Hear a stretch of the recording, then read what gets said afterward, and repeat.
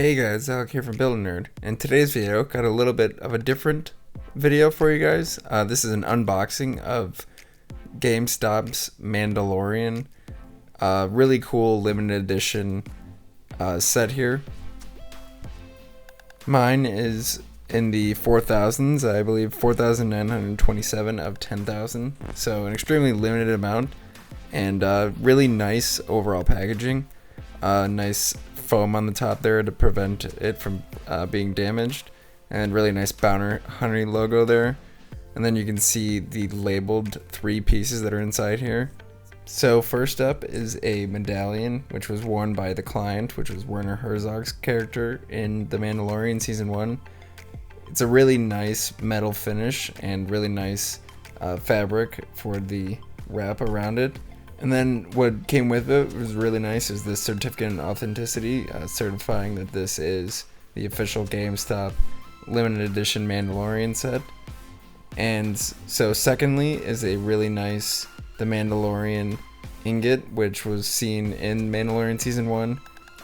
Was initially worn by Din Djarin or the Mandalorian, and then later worn by Baby Yoda or the child.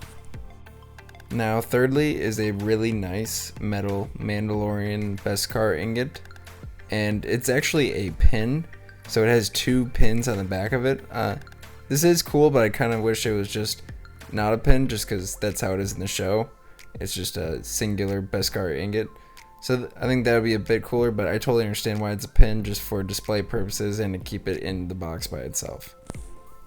Now, as some of you have watched my videos before know, I'm making a 3D printed Mandalorian armor set, and any one of these pieces would go really well with my completed set, and it's something I can definitely consider.